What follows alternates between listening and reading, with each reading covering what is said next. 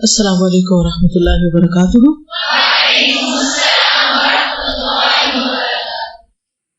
نحمده ونصلي على رسوله الكريم اما بعد فاعوذ بالله من الشيطان الرجيم. بسم الله الرحمن الرحيم.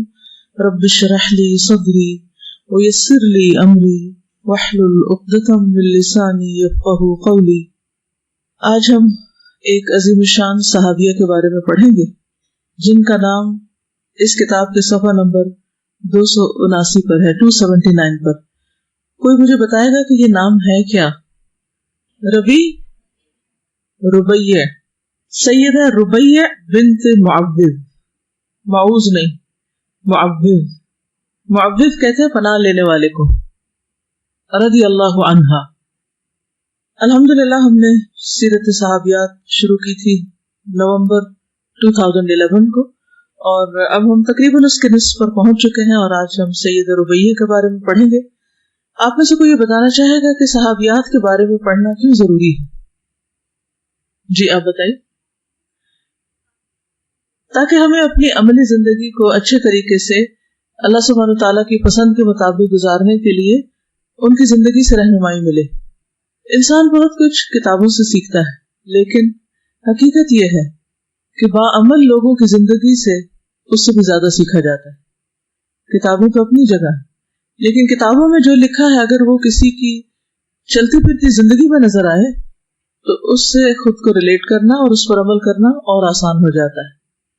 تو صحابیات وہ خوش قسمت خواتین تھیں جنہیں نبی صلی اللہ علیہ وسلم کی صحبت کا شرف نصیب ہوا. انہوں نے آپ صلی اللہ علیہ وسلم کو دیکھا, آپ کے زمانے میں تھی, آپ کے علم سے فائدہ اٹھایا, اسے آگے روایت بھی کیا, اور جو کچھ انہوں نے حکم سنا اس پر خوب خوشی کے ساتھ عمل بھی کیا. تو آج ہم ربیہ کے بارے میں پڑھتے ہیں. ان کے والد کا نام معوذ تھا اور ان کے والد کی والدہ کا نام افرا تھا. افرا آپ میں سے کسی کا نام ہے؟ افرا کہتے ہیں عام طور پر لوگ, جبکہ مد کے ساتھ ہے افرا, کسی کا نہیں. بعض اوقات افرا کہتے ہیں. اس کا میننگ آتا ہے کسی کو؟ دوسری رات کے چاند کو کہتے ہیں. ٹھیک, تو افرا جو ہیں یہ دادی تھی. جیسے امام ابن تیمیہ اپنی دادی کے نام سے مشہور ہوئے, اسی طرح ربیہ بھی اور ربیہ کے والد معوذ بھی دادی کی وجہ سے مشہور تھے, یعنی ان کی دادی کی شہرت. والدہ کا نام ام یزید بنت قیس تھا. یہ بنو خزرج سے تعلق رکھتی تھی, انصاریہ تھی. انصار کون تھے؟ مدینہ کے رہنے والے, جی, جنہوں نے نبی صلی اللہ علیہ وسلم کی اپنے جان, مال, اولاد, ہر چیز کے ساتھ مدد کی تھی. اور بنو خزرج کے ایک مشہور قبیلے بنو نجار سے ان کا تعلق تھا. بنو نجار کا معلوم ہے آپ کو؟ کوئی بات یاد ہے بنو نجار سے متعلق؟ ہسٹری نہیں معلوم؟ کوئی کبھی سیرت تاریخ کوئی کہانی نہیں پڑھی کبھی؟ بنو نجار مشہور قبیلہ ہے. شاباش. جب نبی صلی اللہ علیہ وسلم مدینہ تشریف لائے تو بنو نجار کی لڑکیوں نے, بچیوں نے آپ کا بہترین استقبال کیا. کہا جاتا ہے کہ یہ بھی اس میں شامل تھی ایک روایت کے مطابق, اور بعض کہتے ہیں کہ سن بلوغ کو پہنچ چکی تھی. ان کے خاوند ایاس بن ابی بکیر اللیثی مہاجرین میں سے تھے. یہ انصاری نہیں تھے, مدینہ سے نہیں تھے بلکہ مکہ سے آئے تھے, اور انہوں نے یہاں شادی کی تھی. انہوں نے ایک بیٹے کو جنم دیا جس کا نام محمد بتایا جاتا ہے. سیدہ ربیہ اور ان کے خاوند کے درمیان اختلافات پیدا ہو گئے, تو ان اختلافات کی وجہ سے دونوں کا بحیثیت میاں بیوی گزارا کرنا مشکل ہو گیا. ایسا ہو جاتا ہے بسا اوقات دونوں ہی انسان اپنی اپنی جگہ بہت نیک ہوتے ہیں, بہت اچھے ہوتے ہیں, لیکن ان کا باہم مزاج نہیں ملتا. وہ ایک دوسرے کے ساتھ حقیقت میں یعنی سول میٹ نہیں ہوتے, یا ان کا بہترین ایک طرح سے کمپیٹیبلٹی نہیں ہوتی, یا ذہنی طور پر فرق ہوتا ہے, یا کسی اور طرح کا کوئی اختلاف ہو سکتا ہے, سوچ کا فرق ہو سکتا ہے. لیکن اس کا یہ مطلب نہیں کہ دونوں میں سے کسی کے اندر تقویٰ نہیں یا بہت خراب لوگ ہیں, نہیں. ایک ہیومن نیچر ہے. اللہ سبحانہ وتعالیٰ نے شادی کا مقصد کیا رکھا ہے؟ وَجَعَلَ بَيْنَكُمْ مَوَدَّةً وَرَحْمَةً, کہ تمہارے درمیان محبت اور رحمت رکھ دی, اور لِتَسْكُنُوا إِلَيْهَا, باعث سکون بنائے ایک دوسرے کے لیے. تو بعض اوقات مزاجوں کے اختلاف کی وجہ سے ایک دوسرے کی چھوٹی چھوٹی باتیں بہت بڑی نظر آنے لگتی. ایسی صورت میں بعض اوقات اختلاف بڑھ جاتا ہے اور گزارا کرنا مشکل ہو جاتا ہے. تو ان کے ساتھ بھی یہی ہوا. حالانکہ یہ وہ خاتون ہیں کہ جن کی شادی کے اگلے روز نبی صلی اللہ علیہ وسلم ان کے گھر تشریف لائے, اور وہ مشہور واقعہ آپ کو یاد ہوگا کہ جس میں آپ صلی اللہ علیہ وسلم صبح صبح ان کے پاس آئے اور حضرت ربیہ کہتی ہیں کہ آپ میرے بستر پر بیٹھے, یعنی جو ان کے لیے تیار کیا گیا تھا نبی صلی اللہ علیہ وسلم اس پر تشریف فرما ہوئے. اور ان کے گھر میں انصار کی کچھ بچیاں دف بجا رہی تھی اور جنگ بدر میں شہید ہونے والوں کے بارے میں کچھ اشعار بول رہی تھی, شعر و شاعری کر رہی تھی. اتنے میں ایک بچی نے کہا وفینا نبی یعلم ما فی الغد, ہم میں ایک نبی ایسا آیا ہے جو جانتا ہے کہ کل کیا ہوگا, کل کی خبر رکھتا ہے, فیوچر کے بارے میں جانتا ہے. تو آپ صلی اللہ علیہ وسلم نے فرمایا نہیں یہ مت کہو, یعنی آپ نے وہی روک دیا. اس کو کیا کہتے ہیں؟ کوئی شخص اگر غلط بات کرے تو اس کو وہیں پر روک دیا جائے آسان طریقے سے, اصلاح کہتے ہیں. اور کیا کہتے ہیں؟ نہیں عن المنکر. ہمارا دین سراسر خیرخواہی ہے, الدین والنصیحہ. نبی صلی اللہ علیہ وسلم نے فرمایا, اور ایک بار نہیں 3 بار فرمایا, الدین والنصیحہ, الدین والنصیحہ, الدین والنصیحہ, کہ دین تو ہے سراسر خیرخواہی کا نام, سنسیئرٹی کا نام. لوگوں نے پوچھا کہ کس کے لیے ہم سنسیئر ہوں؟ تو آپ نے فرمایا للہ ولرسولہ ولکتابہ اور ولائمۃ المسلمین وعامتہم, اللہ کے لیے, اس کی کتاب کے لیے, اس کے رسول کے لیے, مسلمانوں کے ائمہ کے لیے, لیڈرز کے لیے اور ان کے عوام کے لیے. اللہ سبحانہ وتعالیٰ کے ساتھ ہماری سنسیئرٹی کیا ہے کہ ہم اس پر ایمان لائیں اور کسی قسم کا شرک نہ کریں, یعنی ہمارے سارے اعمال شرک سے خالی ہوں. یہ اللہ سبحانہ وتعالیٰ کے ساتھ فیتھفل ہونا ہے, سنسیئر ہونا ہے. رسول کے ساتھ کہ ان پر ایمان لائیں, جس چیز کو انہوں نے حکم دیا اس کو مانیں. کتاب کے ساتھ کہ اس کو پڑھیں, سمجھیں اور اس کا حق ادا کریں. تفصیلات بہت سی ہیں لیکن مختصر ہیں. اور پھر جس پوائنٹ میں میں آنا چاہتی ہوں وہ ہے مسلمانوں کے ائمہ, لیڈرز, خواہ وہ امامت کبریٰ ہو یا امامت صغریٰ. امامت کبریٰ کیا ہوتی ہے؟ جیسے صدر, وزیر اعظم یا کسی بھی ملک کا کوئی خلیفہ یا بادشاہ, یعنی کسی بھی ملک کے اندر سپریم اتھارٹی ہوتی. اور امامت صغریٰ کیا ہوتی ہے؟ جیسے کسی بھی جگہ پر خواہ وہ 3 لوگ ہوں ان میں سے کسی ایک کو امیر بنا لیا جائے. نبی صلی اللہ علیہ وسلم فرمانا کہ اگر تم میں سے 3 لوگ سفر پر روانہ ہو تو کیا کریں, کیسے سفر کریں؟ مثلا اگر آپ ٹرپ پر جائیں تو کیا کریں؟ اپنے میں سے ایک کو لیڈر بنا لیں اور اس کے ساتھ خیر خواہی کریں, اس کے لیے سنسیئر ہو. یہ نہیں کہ وہ جہاں کھڑا ہو اس کو لے کے 2 اور کو لے کے ادھر اس کے خلاف سازشیں شروع کر دیں, خروج شروع کر دیں. یہ سنسیئرٹی نہیں. اور عوام کے لیے, یعنی ہر ایک کے لیے, عوام سے مراد عوام الناس, سب اس میں انکلوڈیڈ ہے. اب سنسیئرٹی کس قسم کی, کیا معیار ہے اس سنسیئرٹی کا, کیا ہے وہ خیر خواہی؟ صرف یہ نہیں کہ ان کو سلام کر لیں یا ان کے لیے اچھی رائے رکھیں, ٹھیک ہے اچھے اخلاق سے پیش آئیں, لیکن اصل سنسیئرٹی یہ ہے کہ انسان ان کی آخرت کی فکر کرے. اور جو کسی کی آخرت کی فکر کرتا ہے یا اپنی آخرت کی فکر کرتا ہے وہ پھر اس زندگی کو اس طرح گزارنا چاہتا ہے کہ اللہ سبحانہ وتعالیٰ کو راضی کرے, اور وہ دوسروں کے اندر بھی خرابی نہیں دیکھ سکتا. اور جہاں وہ کسی کو کوئی غلط کام کرتے ہوئے دیکھتا ہے تو فوراً امر بالمعروف اور نہی عن المنکر کرتا ہے. تو عوام الناس یا ائمۃ المسلمین کے ساتھ خیر خواہی کیا ہے؟ ان کے ساتھ امر بالمعروف اور نہی عن المنکر کرنا, ان کو نیکی کا حکم دینا اور برائی سے روکنا, یہ خیر خواہی ہے. سب کو سمجھ آ گئی؟ یہاں نبی صلی اللہ علیہ وسلم نے کیا کیا؟ خیر خواہی کی. کیسے؟ سنتے گئے جہاں دیکھا کہ یہ بات ٹھیک نہیں, دیکھا نہیں باقی سب ٹھیک ہے وہی پڑھو. آپ نے یہ نہیں کہا پڑھنا بند کر دو, آپ نے فرمایا کہ وہی پڑھو جو پہلے پڑھ رہی تھی. ہاں یہ بات نہیں کہو. یہ کیوں فرمایا کہ یہ نہیں کہو؟ اس کی کیا وجہ تھی؟ یہ درست بات نہیں کہ کوئی یہ کہے کہ نبی صلی اللہ علیہ وسلم غیب کا علم جانتے تھے. آپ غیب نہیں جانتے تھے الا یہ کہ جو اللہ سبحانہ وتعالیٰ نے آپ کو خود بتا دیا. لوگ آپ سے پوچھتے تھے کہ قیامت کب آئے گی تو آپ کیا فرماتے؟ اللہ زیادہ بہتر جانتا ہے. جبریل علیہ السلام جب آپ سے کچھ سوال پوچھ رہے تھے مجلس میں تو آپ نے کیا فرمایا کہ جس سے پوچھا جا رہا ہے اس کا علم سائل سے زیادہ نہیں، علم مجھے نہیں معلوم. علمھا عند ربی لا یجلیھا لوقتھا الا ہو، اس کا علم اللہ کے پاس ہے، اسے اپنے وقت پہ وہی ظاہر کرے گا. کسی کو نہیں پتا کل کیا ہونے والا ہے. اصل میں ایک ہیومن نیچر ہے، انسانوں کی کمزوری ہے کہ وہ فیوچر جاننے کی کوشش میں لگے رہتے ہیں، کل کیا ہوگا. بھئی آج میں جیو، جو دن ملا ہے اس کو گزارنے کی فکر کرو. زیادہ انرجی اس پہ لگ رہی ہے کہ کل کیا ہوگا، آئندہ کیا ہوگا، ہم غم فکر فاقہ.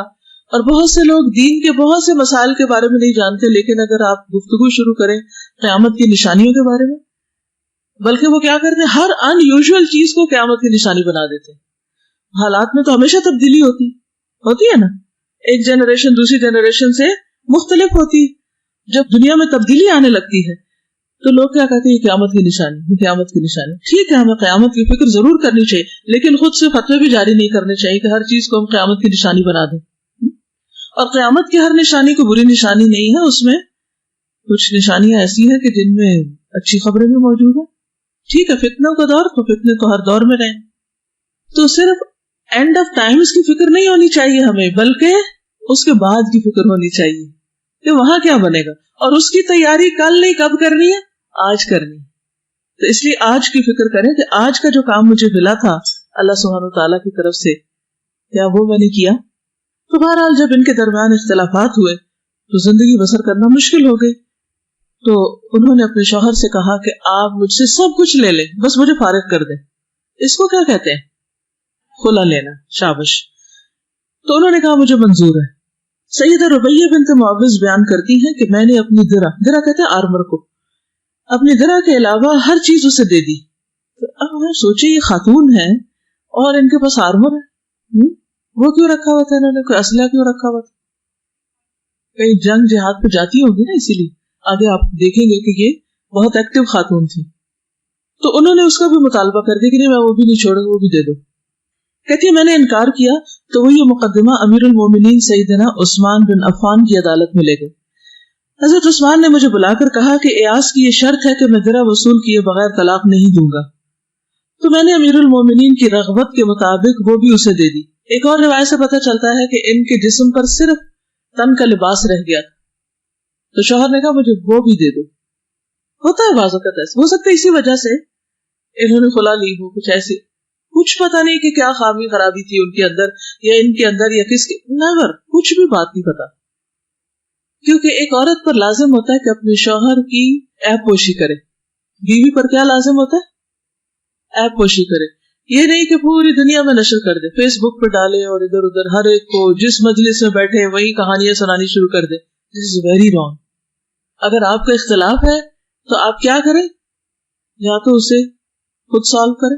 اگر آپ اتنے میچور نہیں ہیں، آپس میں نہیں سالو کر سکتے، تو پھر دونوں خاندان مل کے سالو کریں، کورٹ میں بات لے جائیں. اگر نہیں تو پھر کیا ہے، یا طلاق یا خل.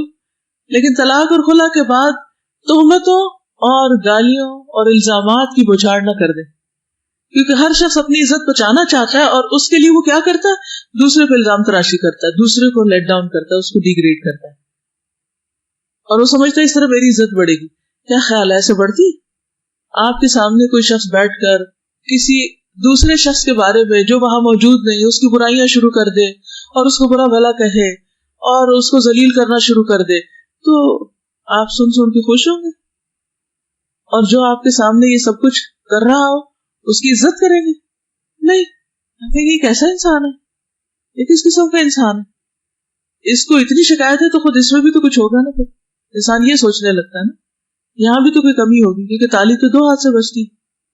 لیکن عموماً دو جھگڑا کرنے والے گروہوں کا مسئلہ یہی ہوتا ہے کہ ہر ایک خود کو برحق سمجھتا ہے اور سارا الزام دوسرے کو دیتا ہے. لیکن صحابہ کی زندگی سے ہمیں ایک بہت اہم سبق یہ ملتا ہے کہ یہاں پر آپ دیکھیں کہ ایک مشہور صحابیہ ہیں، اختلاف ہوا ہے، لیکن انہوں نے وہ ساری باتیں عوام میں نشر نہیں کی اور نہ وہ سیرت کی کتابوں میں اس طرح بیان ہوئی آگے کہ مسئلہ تھا کیا. کہتے کسی بات پہ تکرار ہوئی تھی، بہت زیادہ بڑھ گئی تو معاملہ ختم ہو گیا. لیکن بعض اوقات ہم کہتے ہیں نا بس اس ایک بات نے تو میرا دل اکٹھا کر دیا، وہ ایک نہیں ہوتی، وہ ایک سیریز ہوتی ہے، بس وہ ایک پھر آخری پوائنٹ ہوتا ہے جہاں پر بات ختم ہو جاتی ہے. کسی بھی معاملے میں صرف کوئی ایک چیز فیکٹر نہیں ہوتا، کئی ایک چیزیں ہوتی ہیں. بہرحال وہ سب صحابہ ہیں اور ہم سب ان کا احترام کرتے ہیں. اسی طرح اپنے خاندان کے اندر ایون اگر آپ کے والدین کے درمیان بھی کوئی اختلافات ہوں، بعض اوقات گھروں میں ہوتا ہے نا، آپ گھر جاتے ہیں امی ابا ہر وقت لڑتے رہتے ہیں، ابا امی کو کچھ کہتے رہتے ہیں، امی بھی زور زور سے کچن میں کھڑے ہو کے بولتی رہتی ہیں اور ان کی لڑائیاں دیکھ دیکھ کے آپ تنگ آ جاتے ہیں. پھر کیا کرتے ہیں آپ؟ کیا ہوتا ہے کوئی بتائے گا؟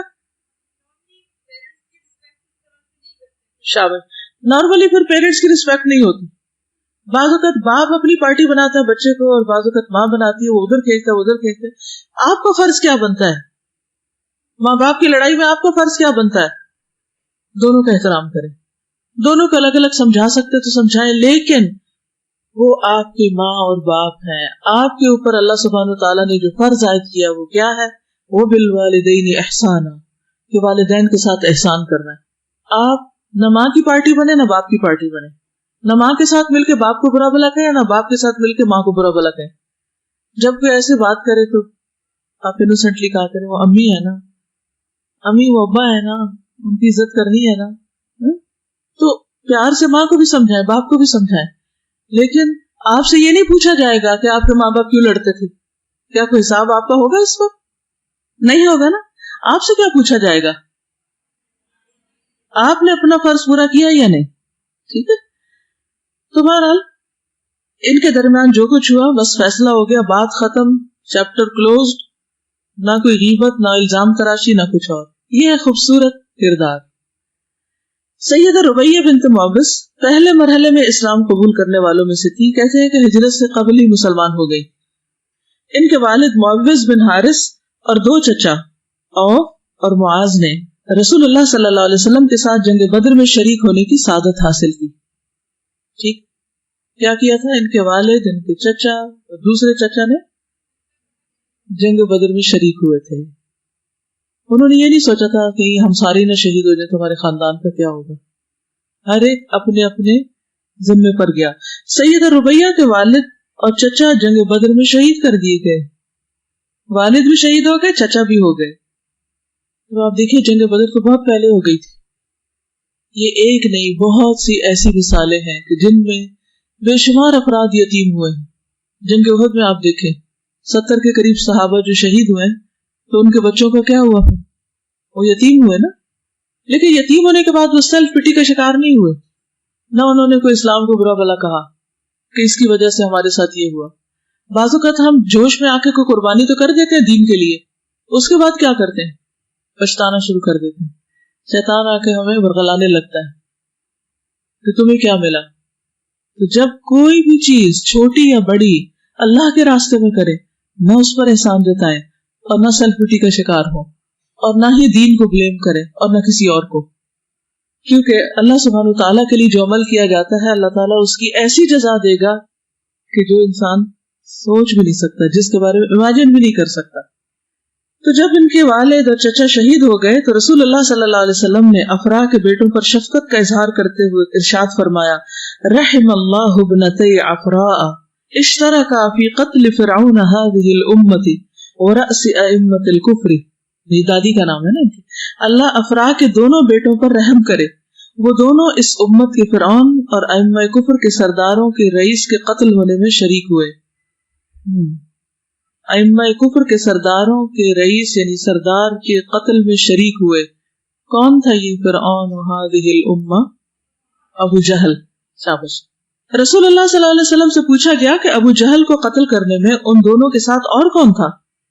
آپ نے فرمایا الملائکہ ودفف عبداللہ بن مسعود، فرشتے اور عبداللہ بن مسعود نے بھی اس کو مارا.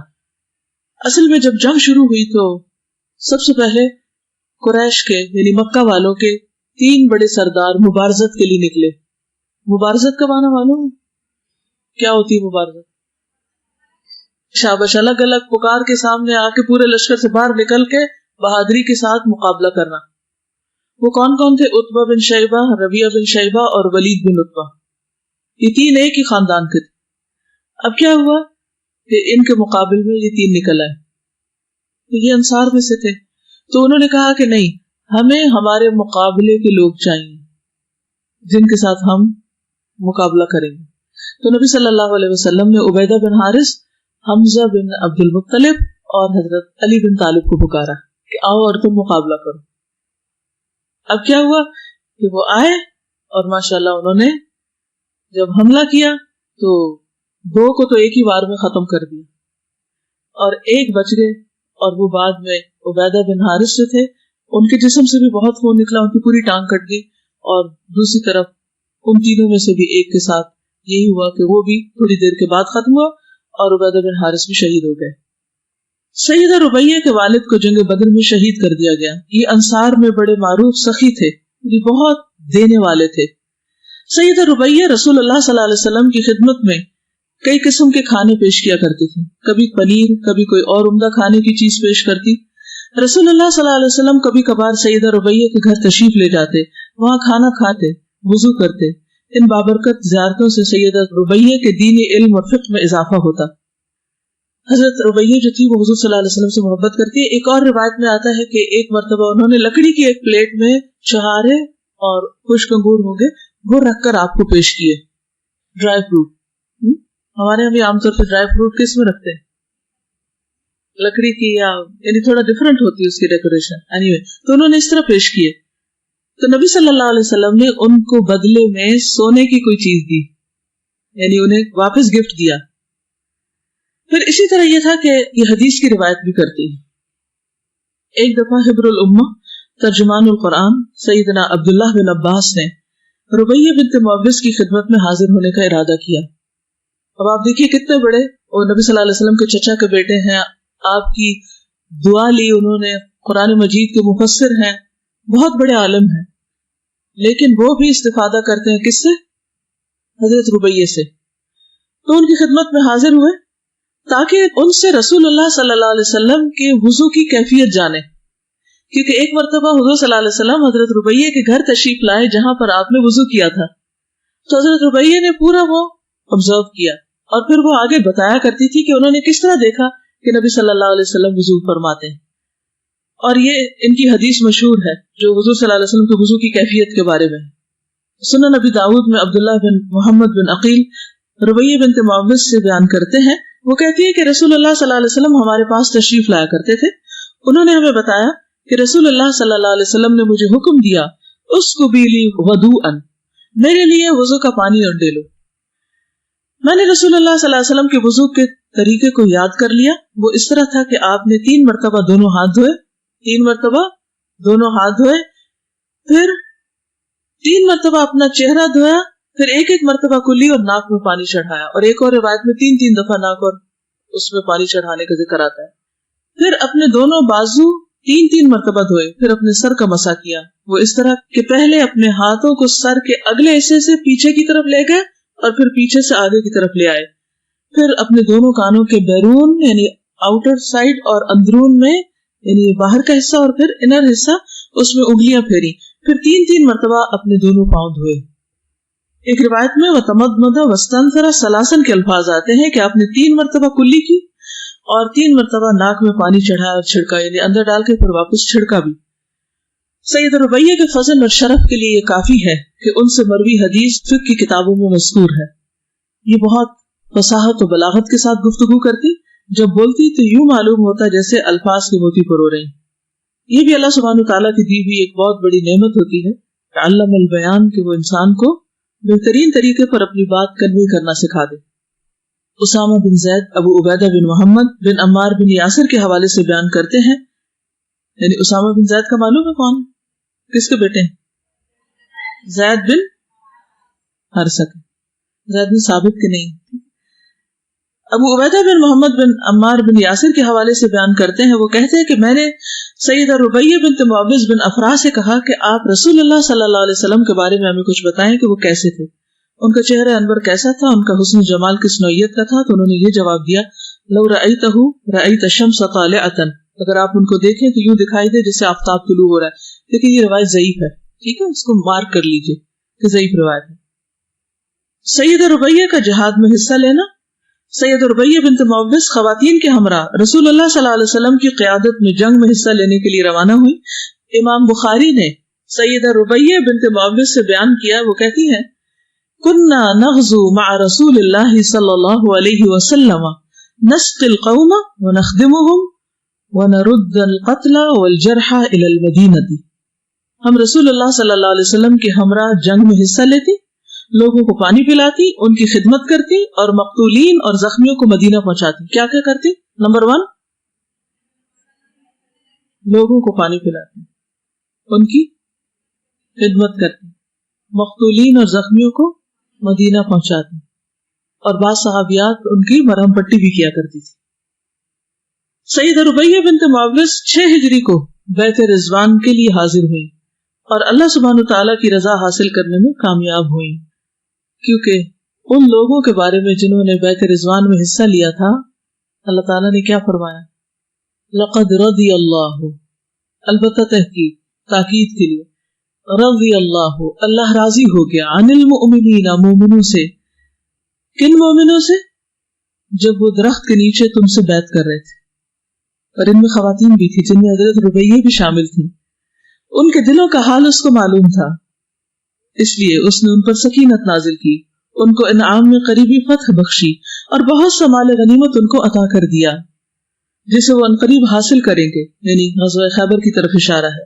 अल्लाह निहायत जबरदस्त और खूब हकीम है।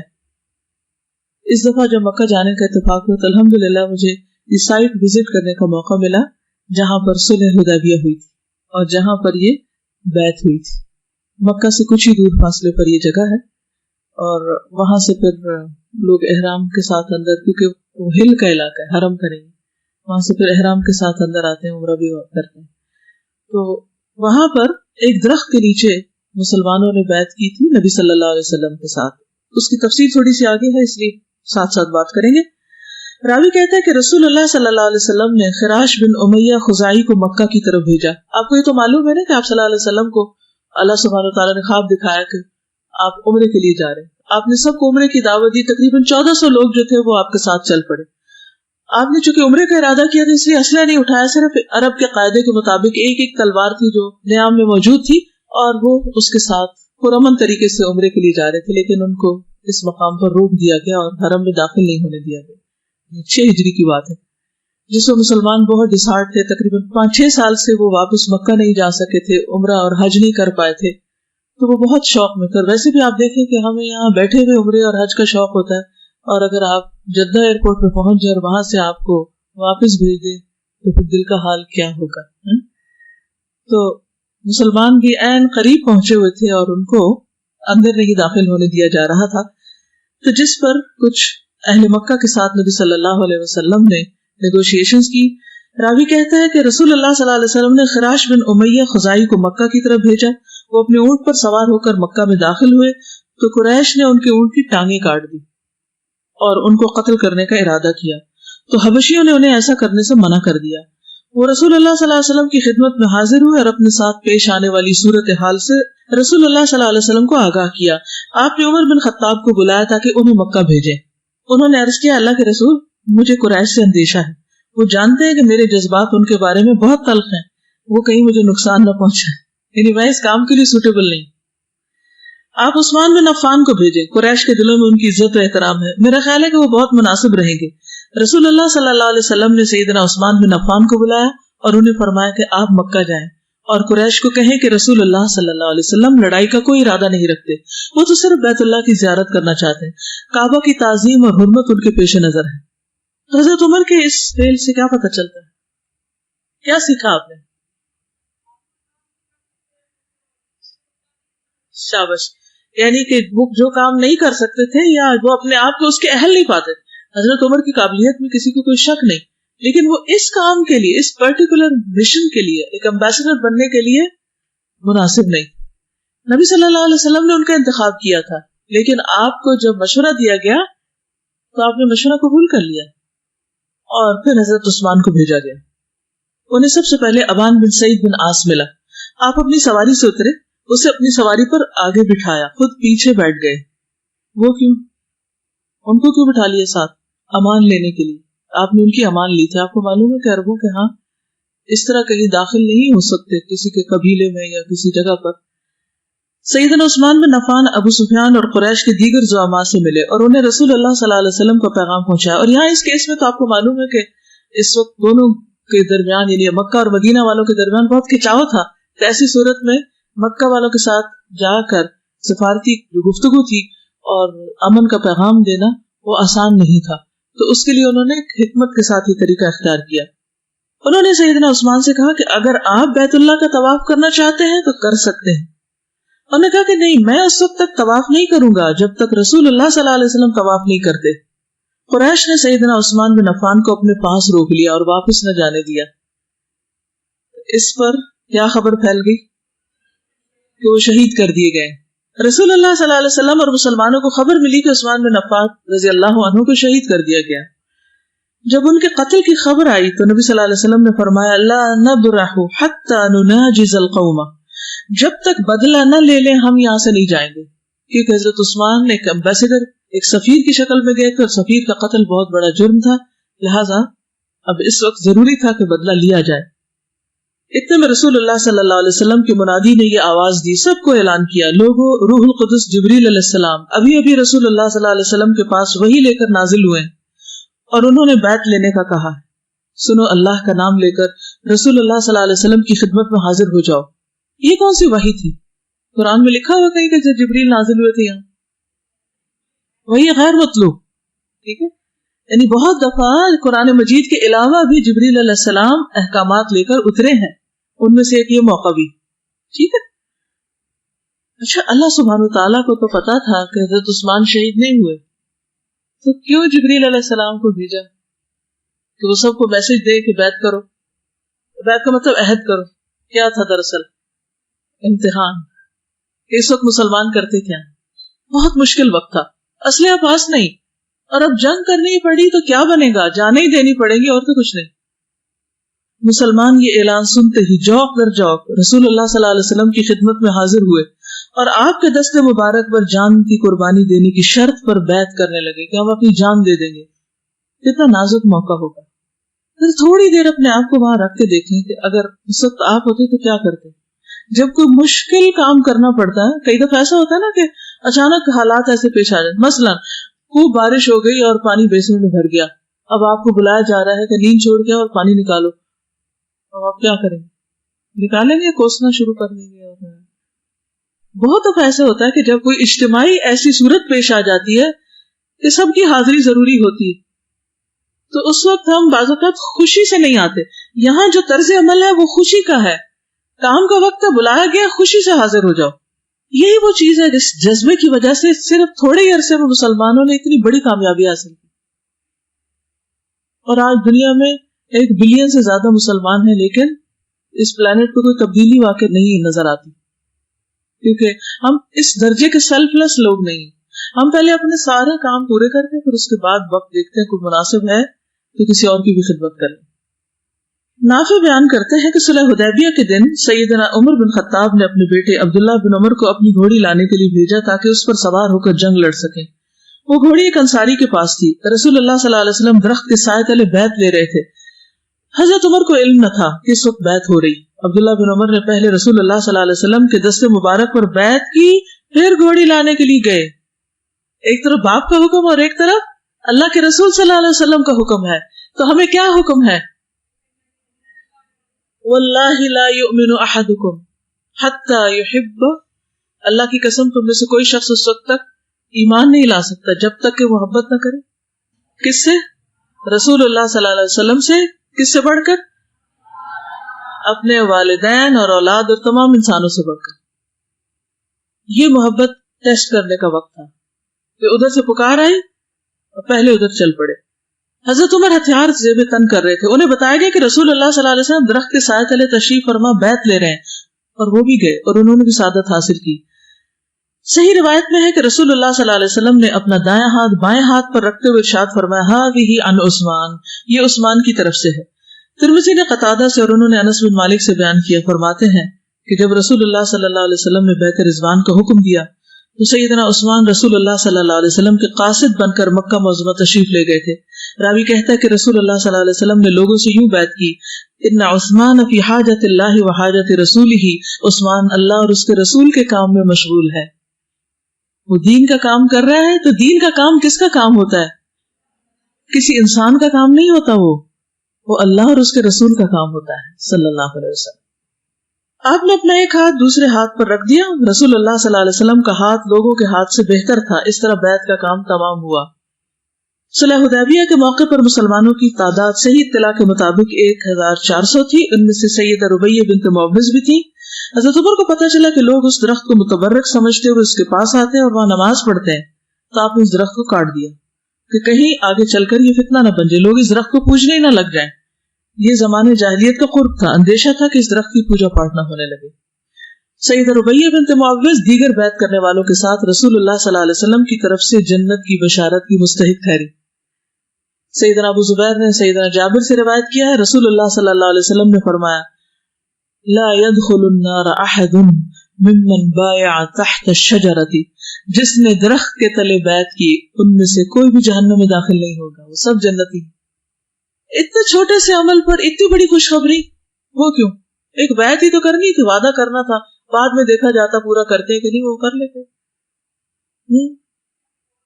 بہت بڑا امتحان تھا. حالانکہ وہ تو ایک بہانہ بن گیا نا امتحان کا. اللہ کو پتا تھا کہ حضرت عثمان شہید نہیں ہوئے. یہ بھی تو ہو سکتا تھا کہ اللہ سبحانہ وتعالی حضرت جبریل کو یہ کہہ کے بھیجتے کہ جاؤ بتاؤ کہ فکر نہیں کرو، آرام سے بیٹھو، عثمان کو کچھ نہیں ہوا. جی، لیکن اس کی بجائے کیا بتایا گیا؟ تاکہ ٹیسٹ کر لیا جائے. تو بہت سی چیزیں ہمارا ایک امتحان ہوتی ہیں، حالانکہ وہ ہمارے لیے نقصان دہ نہیں ہوتی. سر جیسے کہا جاتا ہے نا، کوالٹی دیکھی جاتی، کوانٹٹی نہیں. تو یہاں پر بھی کوالٹی دیکھی گئی ہے کہ بے شک دیکھنے میں کام ایک چھوٹا سا تھا کہ درخت کے نیچے بیٹھ کر بس بیعت کر لی، دیٹس اٹ. ہو سکتا ہے ان سے بہت زیادہ کام بھی لوگوں نے کیا ہو، ساری ساری رات کی عبادتیں، تہجدیں، بہت سارے صدقہ و خیرات بھی ہوں، لیکن ان کو اس کیٹیگری میں نہیں ڈالا گیا. ایک بیعت کی اور وہ ان کا درجہ کہاں پہنچ گیا. تو it was just about quality. کیونکہ اس وقت جو حالت تھی وہ یہ تھی کہ اب صرف سامنے جان دینے کی بات ہے. انہیں نظر آ رہا تھا کہ نہتے اگر ہم مکہ میں داخل ہوتے ہیں، جنگ کرتے ہیں، تو ہوگا کیا؟ بالکل کہ کون کتنا خالص ہے. کیونکہ ہر ٹیسٹ انسان کو کیا کرتا ہے؟ کھرا کھوٹا الگ کر دیتا ہے. اور اللہ سبحانہ وتعالیٰ ہر تھوڑے عرصے بعد انسان کو امتحان میں ڈالتا ہے. کبھی جان، کبھی مال، کبھی اولاد. ہوا آپ پڑھ ہی چکے ہیں، وَلَنَبْلُوَنَّكُمْ بِشَيْءٍ مِّنَ الْخَوْفِ وَالْجُوعِ وَنَقْصٍ مِّنَ الْأَمْوَالِ وَالْأَنفُسِ وَالثَّمَرَاتِ. کیونکہ اللہ تعالیٰ یہ دیکھنا چاہتا ہے کہ تم میں سے کون ہے جو اس امتحان کے باوجود اس راہ پر جمع رہے گا. تو جس کا ایمان ہوتا ہے وہی جم سکتا ہے. يثبت الله الذين آمنوا بالقول الثابت في الحياة الدنيا وفي الآخرة. سیدہ ربیہ اور دیگر وہ سب لوگ مبارکباد کے مستحق ہیں جنہوں نے درخت کے سائے تلے رسول اللہ صلی اللہ علیہ وسلم کی بیعت کرنے کی سعادت حاصل کی. رسول اللہ صلی اللہ علیہ وسلم جہاں بھی تشریف فرما ہوئے، برکت وہیں اتر آئی اور برکت نے لوگوں کو اپنی لپیٹ میں لے لیا. ربیہ بنت معوذ علمی اعتبار سے بڑے بلند مرتبے پر فائز تھی. ان سے تابعین نے احادیث روایت کرنے کا شرف حاصل کیا، جس طرح کہ عائشہ بنت انس بن مالک اور سلمان بن یسار وغیرہ نے ان سے روایت کرنے کی سعادت حاصل کی. کہا جاتا ہے کہ 21 احادیث انہوں نے روایت کی. سیدہ ربیہ بنت معوذ نے سیدنا معاویہ کے دور خلافت میں 45 ہجری میں وفات پائی. حضرت معاویہ کے دور میں 45 ہجری میں وفات ہوئی ان کی. تو اللہ سبحانہ وتعالی ان کے درجات بلند کرے اور ہمیں بھی مخلص مسلمانوں میں شامل کر لے. اب آپ دیکھیے کہ ان کی ورسٹائل پرسنالٹی ہے نا، ایک طرف یہ علمی روایات بھی کر رہی ہیں اور دوسری طرف جنگوں میں بھی شریک ہو رہی ہیں اور بیعت میں بھی شریک ہو رہی ہیں. ہم کیا کرتے ہیں؟ ہم اپنے آپ کو انڈر ایسٹیمیٹ کرتے ہیں. ایک کام کر لیتے ہیں تو ہم کہتے ہیں ہم دوسرا تو ہم نہیں کر سکتے. اپنے آپ کو بچاتے رہتے. حالانکہ اللہ نے ہمیں سب کچھ دیا خرچ کرنے کے لیے تاکہ جنت کا سودا کر سکیں. اور جنگ بدر میں جب ان کے والد اور یہ سب ابو جہل کو مارنے کی کوشش کر رہے تھے، ان کے چچا وغیرہ، تو وہ پہچانتے نہیں تھے. حضرت عبد الرحمن بن عوف کہتے ہیں کہ جنگ بدر میں میں نے دیکھا کہ میرے دائیں بائیں 2 لڑکے کھڑے اور میں ابھی ان کے بارے میں کچھ فیصلہ نہیں کر سکا تھا کہ ایک نے چپکے سے مجھ سے پوچھا، چچا مجھے ابو جہل دکھا دے. میں نے کہا تم دیکھ کے کیا کرو گے؟ اس نے کہا میں نے اللہ تعالیٰ کے سامنے یہ عہد کیا ہے کہ اگر میں نے اسے دیکھ لیا تو یا اسے قتل کر کے رہوں گا یا خود اپنی جان دے دوں گا. سوچئے، ایک کلیئر ویژن اور مقصد ہے. آپ میں سے جو لوگ نئے نئے قرآن پڑھنے کی طرف آئے ہیں وہ سب سوچے کہ کیوں پڑھنے آئے, پڑھ کے کیا کریں گے, کیا اچیو کرنا ہے. جب تک ہمیں یہ نہیں پتا ہوتا کہ ہم یہ کام کیوں کریں, مثلا میں نے شروع میں پوچھا نا ہم کیوں سیرت صحابیات پڑھیں, تو جب ہمیں یہ پتا ہی نہیں کہ ہم کیوں پڑھ رہے ہیں تو ہم بس پڑھ کے اٹھ جائیں گے اور اس میں سے کوئی چیز اپنی زندگی کے لیے نہیں لیں گے. تو آج آپ اپنی ڈائریوں میں کوئی ایک چیز اس وقت ابھی لکھیے جو آپ نے حضرت ربیہ کی زندگی سے اپنے لیے اخذ کی. تو آپ کیا کریں گی؟ حضرت عبد الرحمن بن عوف کہتے ہیں کہ میں نے دیکھا کہ میرے بتاتے ہی وہ دونوں باز کی طرح اس پہ جھپٹ پڑے ابو جہل پہ اور مار گرایا. یہ دونوں افرا کے بیٹے تھے, یہ بخاری کی روایت ہے. اور پھر حضرت عبداللہ بن مسعود نے اس کی داڑھی پکڑی تھی, 2-3 نے مل کر پھر اس کو ختم کیا. ان کی فیو حدیث میں آپ کو سناتی ہوں کہ انہوں نے کیا روایت کیا ہے. حضرت ربیہ جو ہے وہ بحیثیت ماں ایک بہت اچھی خاتون تھی. ان کا ایک پہلو یہ بھی ہے, ربیہ کہتی ہیں کہ نبی صلی اللہ علیہ وسلم نے عاشورہ کی صبح انصار کے ہاں کہلا بھیجا کہ جس نے روزہ رکھا وہ اپنا روزہ پورا کرے, اور جس نے صبح سے افطار کیا وہ باقی دن پورا کرے. اگر صبح سے نہیں رکھا تو اب سے رکھ لے. عاشورہ کا دن کون سا ہوتا ہے؟ 10 محرم کا. پھر اس کے بعد ہم روزہ رکھا کرتے تھے اور اللہ کی توفیق سے اپنے چھوٹے بچوں کو بھی روزہ رکھواتے تھے. ہم مسجد کو جاتے اور بچوں کے لیے اون کی گڑیاں بناتے تھے, اون کی گڑیاں وول کی. پھر جب کوئی رونے لگتا تو اس کو وہی کھیلنے کو دے دیتے یہاں تک کہ افطار کا وقت آ جاتا. چھوٹے چھوٹے بچوں کی پریکٹس کراتے تھے روزہ رکھنے کی. تو حضرت ربیہ انہی میں سے تھی. پھر ان کی علمی زندگی میں آپ دیکھیے کہ انہوں نے کس طرح نبی صلی اللہ علیہ وسلم کے وضو کی کیفیت کو دیکھا. وہ کہتی ہے کہ نبی صلی اللہ علیہ وسلم ہر جانب سے بالوں کی لٹوں کے رخ پر ہاتھ پھیرتے تھے اور آپ بالوں کو ان کی حیت سے حرکت نہ دیتے تھے. یوں نہیں کرتے تھے مسح میں, بلکہ یعنی پورے بالوں کو آپ نے مسح کیا. ربیہ کہتی ہے کہ میں نے رسول اللہ صلی اللہ علیہ وسلم کو وضو کرتے ہوئے دیکھا, آپ نے مسح کیا سر پر آگے اور پیچھے اور کن پٹیوں پر اور کانوں پر ایک مرتبہ, 3 دفعہ نہیں مسح کرنا ہوتا کانوں پر, ٹھیک ہے. اور آپ نے انگلیوں کو کانوں کے سوراخ میں داخل کیا ادھر اندر. اور پھر ربیہ یہ بیان کرتی ہے کہ آپ 3 بار اپنے آزاد ہوا کرتے تھے. پھر اسی طرح جو کچھ انہوں نے سیکھا آگے روایت بھی کیا. ربیہ کہتی ہے کہ جب لوگ میت کی نماز جنازہ پڑھتے اور اس کی تعریف کرتے تو اللہ تعالیٰ فرماتا ہے میں نے ان نیکیوں کی بنا پر اپنے بندوں کی شہادت کو نافذ کر دیا جن کو وہ جانتے ہیں, اور برائیوں کو معاف کر دیا جن کو وہ نہیں جانتے. یہ بھی حضرت ربیہ کی حدیث ہے جو انہوں نے نبی صلی اللہ علیہ وسلم سے سنی کہ جب کوئی فوت ہو جاتا ہے اور لوگ اس میت کی تعریفیں کرتے ہیں تو وہ تعریفیں اس کے نام اعمال میں لکھ دی جاتی ہیں, اور برائیاں جو لوگوں کو پتہ نہیں ان کو چھپا دیا جاتا ہے, معاف کر دیا جاتا ہے. پھر اسی طرح لوگ ان کے پاس آتے اور ان سے سیکھتے.